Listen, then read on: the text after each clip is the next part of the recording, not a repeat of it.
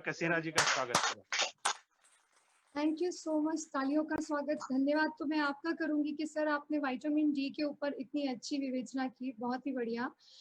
आज बहुत सारी चीज़ें जो नहीं पता होंगी, विटामिन डी के सोर्सेज कैसे कैसे और मुद्रा कैसे होती है, उसमें आपने बहुत अच्छा योगदान दिया sir, thank you so much. अब मैं यहाँ पे आप लोगों को सबके बीच जो जितनी भी मेरी फूड को लेकर जो छोटी सी नॉलेज है वो शेयर कर रही हूँ कि एक्चुअली फूड है क्या। फूड हम अभी जैसे हम लोग अगर इंडियंस हैं तो इंडियंस में बड़ी कॉमन एक लाइन चली आ रही है कि जैसा भोजन खाइए तैसा ही मन होए, जैसा पानी पीजिए वैसी बानी होए। तो हम जैसा भोजन, ये डेली रूटीन की बात है कि हम जैसा भोजन खा रहे हैं आजकल वैसे ही हमारी लैंग्वेज हो जाती है, जैसे हमारे विचार आते हैं। तो आज के टाइम पे फूड की इम्पोर्टेंस इतनी बढ़ गई है क्योंकि हम लोग ना बहुत बाहर की चीज़ों पे डिपेंडेंसी बढ़ गई है कि फूड इट मीन्स के अच्छा कुछ अच्छा खाना है तो बाहर से ऑर्डर किया जाए, घर के खाने की वैल्यू बहुत कम रह गई है। तो इस बात पर मैं यहाँ पे आप सभी से कहूँगी कि हमें जहाँ तक हो सके अपने घर का होममेड फूड खाएं। कोरोना काल ने ये सारी चीज़ें हमें वैसे तो बहुत अच्छे से सिखा दी है, सबने एक्सपेरिमेंट भी बहुत अच्छे से किए हैं, लेकिन एक्चुअली संतुलित आहार होता क्या है, हम जो खा रहे हैं क्या वो सही है? हम ओवर कुक करके खाते हैं, अंडर कुक खाते हैं? क्या हमारी नॉलेज उस अपने जो हम किचन में फूड पका रहे हैं जो भी, हम उसकी न्यूट्रिशंस वैल्यू को पूरा हमारी बॉडी ऑब्जर्व कर पाती है या हम उसको वेस्ट कर देते हैं? हमारा खाना बनाने का तरीका कितना हद तक सही है और हम जो खा रहे हैं क्या हमारा फूड सिलेक्शन सही होता है? यहाँ पे आज के टाइम पे हमको चिंतन करने की बहुत आवश्यकता है कि हम जो खाएं वो सही हो। कहते हैं कि आपका जो फूड होना चाहिए वो आपके उसके अंदर जो है वो सिक्स मिनरल्स उसमें होने बहुत जरूरी है, सिक्स कंटेंट। लाइक जब भी वो न्यूट्रिशियस आपका फूड हो सकता है, उसमें प्रोटीन हो, उसमें कार्बोहाइड्रेट हो, उसमें एक लिमिटेड क्वांटिटी में फैट हो, उसमें विटामिन हो, उसमें मिनरल्स हो, मिनरल सॉल्ट्स होना बहुत इंपॉर्टेंट है। तो ये जो 6 चीजें हैं ये हमारे फूड में होना बहुत इंपॉर्टेंट है। आपने जो फूड इनटेक किया वो खाना बनाने के कितनी देर बाद आपने उसको फूड को इनटेक किया, ये बहुत इंपॉर्टेंट है। कई बार हम मॉर्निंग में फूड बना के रखते हैं और हम उसको 8-6 घंटे बाद खाना खा रहे हैं, तो उसकी जो न्यूट्रिशन वैल्यू थी वो तो खत्म हो चुकी है, उसके बाद हम इनटेक कर रहे हैं तो वो जो फूड है वो हमारे लिए इतना वैल्यूबल नहीं रहा। तो थोड़ा हमें हमारी लाइफस्टाइल में चेंजेस करना बहुत जरूरी है। अब मैं बात करूंगी कि हमारा फूड कैसा हो। फूड कैसा हो वो तो ठीक है, क्या हम जैसे कि हमारे पुरातन टाइम्स की अगर मैं बात करूं, एक श्लोक जरूर बोलूंगी यहाँ पे मैं, क्योंकि मेरे फेवरेट होते हैं श्लोक बोलना। सो आयु आयु सत्व बलारोग्यम सुख प्रीति विवर्धिना रस्या स्निग्धा स्थिरा द्रहा आहारा सात्विक प्रिया। हम जो फूड खा रहे हैं ये जो है, ये जो मैंने अभी शब्द बोले हैं, जो मैंने श्लोक बोले हैं, ये भगवान कृष्ण के हैं। भगवान कृष्ण ने ही इनको जो हमारा फूड था उसको 3 भागों में डिवाइड किया था। 3 भागों में इट मीन्स के सात्विक, राजसिक और तामसिक, के आयु, बुद्धि, बल, आरोग्य, सुख और प्रीति को बढ़ाने वाला रस युक्त भोजन, चिकनाई से युक्त, स्थिर होने वाला है स्वभाव, ऐसा फूड आपके स्वभाव से आपके मन को अच्छा लगने वाला भोजन ही सात्विक कहलाता है। ऐसा आहार का इंटेक करने से मनुष्य हमेशा हेल्दी बना रहता है, उसके मन में सद्विचार आते हैं और हमेशा वो सच्चिंतन ही करता है। जितना आप जंक फूड खाते हो उतने ही अग्रेसिव नेचर होता है। ये चीज आप अपनी यंग जनरेशन में आप आराम से अपने घरों में ही देख सकते हैं।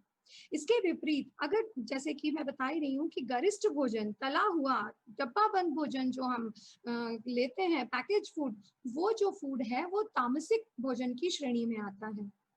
इसीलिए आपको ऐसी चीजों से अपना थोड़ा डिस्टेंस मेंटेन करना चाहिए। मदर्स को चाहिए कि जो जंक फूड है वो बाहर से ऑर्डर ना करके उसको होममेड में कन्वर्ट करें।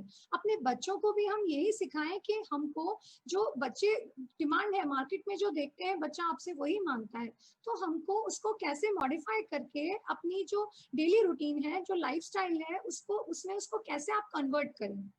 आप मार्केट का रेडीमेड पिज्जा बेस ना लेकर आप होममेड पिज्जा बेस बनाइए। पिज्जा बेस बनाने के बजाय आप उसको अपने जो आपका जो वीट फ्लोर होता है आप उसी का बना के दीजिए, उसको मल्टीग्रेन बना के दीजिए बच्चे को। उसके ऊपर हमारी जो इंडियन वेजिटेबल्स हैं, जहां हम रह रहे हैं, हमको उसी कल्चर को फॉलो करना चाहिए।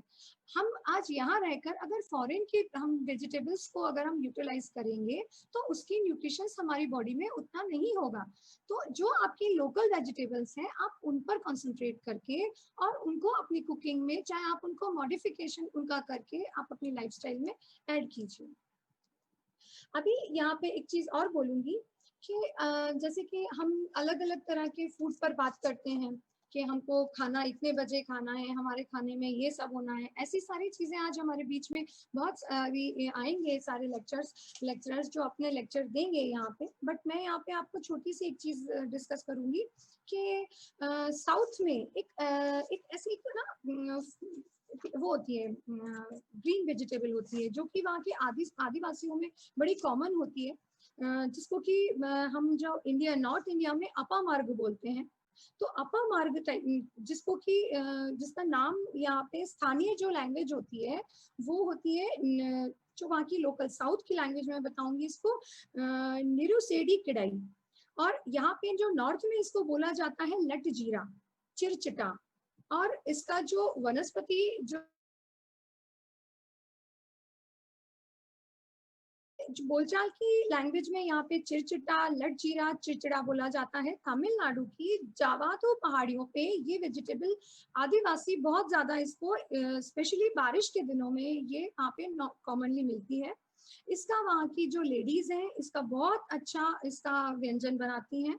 इसके अंदर जो इतनी न्यूट्रिशंस वैल्यू हैं, हम इसको अपनी डेली रूटीन लाइफ में भी यूज कर सकते हैं। मार्केट में इसको ड्राई पाउडर भी मिलता है, लेकिन अगर आप इसको फ्रेश यूज करेंगे तो आपके लिए बहुत इंपॉर्टेंट है ये जो वहाँ पे अपमार की जो पत्तियां होती हैं, जैसे कि हमारे यहाँ पे मेथी होता है, पालक होता है, इसी तरह से अपमार्ग भी फ्रेश मिलता है।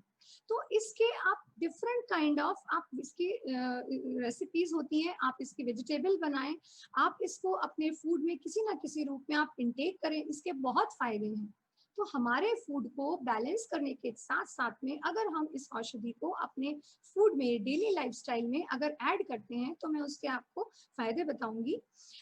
ये जो यहाँ पे जो इसके अंदर जो न्यूट्रिशंस वैल्यू है, अपा मार्ग के अंदर 100 ग्राम लीव्स के अंदर 3.3 इसमें ग्राम प्रोटीन होता है, 417 मिलीग्राम इसमें कैल्शियम होता है। ये क्वांटिटी मैं आपको 100 ग्राम्स के अंदर बता रही हूँ कि 100 ग्राम्स अगर आपके पास लीव्स हैं तो उसमें 3.3 प्रोटीन होगा, 417 मिलीग्राम कैल्शियम होगा, 68 मिलीग्राम फास्फोरस होगा और 12.5 मिलीग्राम आयरन होता है। तो ये सारी चीजें हमारे फूड को कितना न्यूट्रिशियस बनाती हैं ये आप सब लोग समझ सकते हैं। 311 माइक्रोग्राम बीटा कैरोटीन होता है जो कि हमारे लिए बहुत इंपॉर्टेंट है। नाउ दीज डेज स्किन और हेयर के लिए कितना इंपॉर्टेंट है आप सभी समझ सकते हैं। और 94.56 मिलीग्राम इसमें विटामिन सी होता है। तो विटामिन सी अगर 100 ग्राम्स के अंदर आपको इतना मिल रहा है तो इन दिनों जो कोरोना सिचुएशन चल रहा है सभी को कहा जाता है कि आप लोग विटामिन सी की टैबलेट इंटेक करो। क्या जरूरत है टैबलेट इंटेक करने की? अगर आपके पास में आपकी किचन है और आपको उसकी वैल्यूज पता है कि किस चीज में विटामिन सी मिल सकता है। अभी मिश्रा जी ने आपके सामने मोरिंगा पाउडर की भी जिक्र किया था, मैं भी कई बार आप लोगों को मोरिंगा पाउडर की वैल्यू बता चुकी हूँ। मोरिंगा पाउडर में भी उतना ही विटामिन सी कंटेंट होता है जो कि आपके एक नॉर्मल से आपके एक लेमन में होता है, लेमन से कहीं ज्यादा होता है। तो क्यों नहीं हम इन चीजों को, मोरिंगा पाउडर आपको मान लीजिए लेमन आपको फ्रेश नहीं मिला, ऑरेंज आपको फ्रेश नहीं मिला, तो मोरिंगा पाउडर तो आपके पास में आप हमेशा रख सकते हैं। उसी तरह से ये जो मैं एस्पेरा की आपके पास जिक्र कर रही हूँ, आप इसको भी अपने यहाँ ड्राई पाउडर के रूप में भी आप इसको रख सकते हैं। और इसको आप अगर जो सीजनेबल है, अभी बारिश के दिनों में ये इजीली अवेलेबल होता है मार्केट में, तो आप इसकी वेजिटेबल बनाएं और इसका जरूर इंटेक करें। ये इतनी इम्पॉर्टेंट है आपकी लाइफस्टाइल में। अगर आप इसको लेते हैं तो आपके अंदर जो इम्यूनिटी आपकी वीक हो रही है इन दिनों, आपको उसमें भी इसमें काफी आपको बहुत हेल्प मिलेगी। यहाँ तक कि अगर आपका वेट लॉस करना है या फिर आपके बॉडी में हीमोग्लोबिन की डेफिशिएंसी हो रही है, तो भी आप इसका इंटेक करेंगे तो आपको बड़ा पॉजिटिव रिजल्ट मिलेगा। साथ ही साथ में अगर किसी का प्लेटलेट्स काउंट डाउन जा रहा है तो ये उसको अपलिफ्ट कर देती है। तो अपा मार्ग को अपनी लाइफस्टाइल में आप जरूर ऐड कीजिए। इसके जो इम्पोर्टेंस है वो तो मैं आपको बता ही रही हूँ। इसके अलावा इसके बारे में एक चीज और बताऊंगी कि जहाँ पे जब ब्रश नहीं करते थे, जब जिस जमाने में ब्रश नहीं होता था तो ऋषि मुनि दातुन करते थे। आज भी हमारे इंटीरियर इलाके में दातुन किया जाता है। तो अपमार्ग की अगर जड़ी से आपने अगर दातुन किया तो आपके मुख रोग, यहाँ तक कि कैंसर पेशेंट को भी अगर आप अपमार्ग की जो स्टिक है वो चबाने के लिए देते हैं तो मुंह में किसी तरह के छाले, किसी तरह की माउथ के उसकी कैविटी का प्रॉब्लम हो, उसको टंग या उसके थ्रोट इसको कैंसर का प्रॉब्लम हो, तो उस पेशेंट को दीजिए। उसमें बहुत उसको ना हेल्प मिलेगा।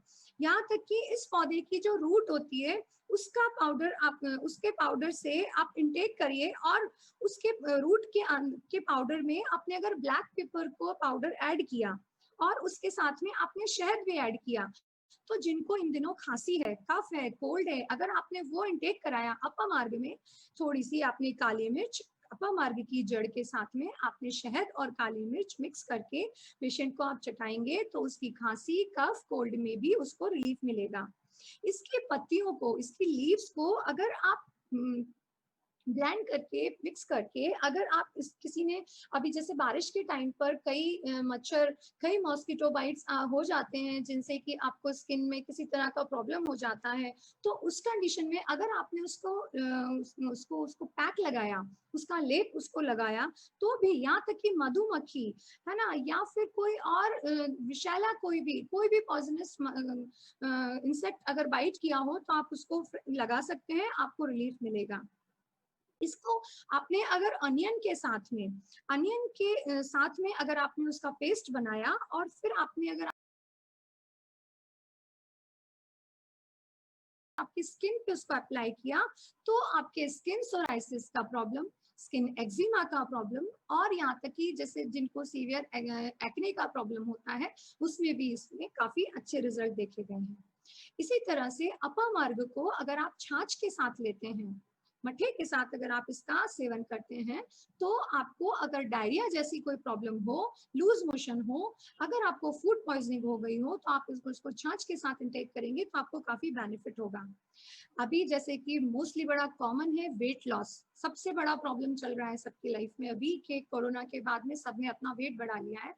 तो वेट लॉस में भी जो ये अपमार्ग है ये बहुत हेल्प करता है। आप इसको इसका पाउडर आप इसका काढ़ा बनाकर पी सकते हैं, आप इसका पाउडर को गर्म पानी के साथ ले सकते हैं, तो भी ये आपका बहुत हेल्प करेगा। यहाँ तक कि इसको अगर जैसे कि मैं गाँव में खेती जो लोग करते हैं, वहां पे जब उनको कीटाणु जैसे वो खेतों में जो कीट वेट लग जाते हैं, वहां पे भी अपमार्ग का छिड़काव किया जाता है और जिसका कि आपकी फसल के ऊपर कोई नेगेटिव इफेक्ट नहीं होता है, पॉजिटिव इफेक्ट ही होता है। ये हमारी जो है संस्कृति का बहुत स्पेशल मूलभूत है। मैं और इसी तरह से मैं एक चीज और बात करूंगी कि जैसे हम लोग हींग हमारे किचन में होता है, हींग पर हम बात करें कि हमारे किचन में सब लोग हींग यूज करते हैं। हींग की क्या वैल्यू है? अगर आपको एसिडिटी का प्रॉब्लम है तो आप अपने खाने में हींग को जरूर ऐड कीजिए। तामसिक भोजन जो लोग करते हैं, जो लोग अनियन और गार्लिक यूज करते हैं, अगर वो कभी उनको एसिडिटी का प्रॉब्लम बहुत कॉमन होता है, तो ऐसे जो नॉनवेज खाते हैं स्पेशली उनके लिए भी मैं बोलूंगी कि वो लोग अपने खाने में अगर थोड़ा हींग की मात्रा बढ़ा दें, तो उनको होने वाली जो नुकसान है उनसे वो बच सकते हैं। यहाँ तक कि जो सीवियर एसिडिटी का प्रॉब्लम होता है, आप उसमें भी हींग का यूज कर सकते हैं। हींग में क्वारमिन करके जो कंटेंट होता है वो आपके खून को, आपके ब्लड को जमने से रोकता है, उससे आपका ब्लड थिक नहीं होता है, आपको बीपी लो का प्रॉब्लम, बीपी हाई का प्रॉब्लम नहीं आता है। अगर किसी को इन दिनों कफ कोल्ड हो रहा है, तो हींग को अपने अपने चेस्ट पर उसका लेप बनाकर भी आप अगर अप्लाई करते हैं तो भी आपको काफी रिलीफ मिल सकता है। हम किसी भी तरह का वेजिटेबल बनाएं और अगर उसमें हींग का तड़का जरूर लगाएं तो आपका खाने में टेस्ट तो आता ही है, लेकिन इसके साथ में आपको होने वाले खाने के जो हम उसको इतना ओवर कुक कर देते हैं खाने को कि उसकी न्यूट्रिशंस खत्म हो जाती है, तो वहां पे हींग जो है वो काफी बैलेंस करता है। आपने खाने में हींग को जरूर यूज करें। चलिए, आज मैं अभी इतना ही आपसे बात करूंगी। हमारे बीच में अभी बहुत से लोग मौजूद हैं जिनको कि यहाँ पे आकर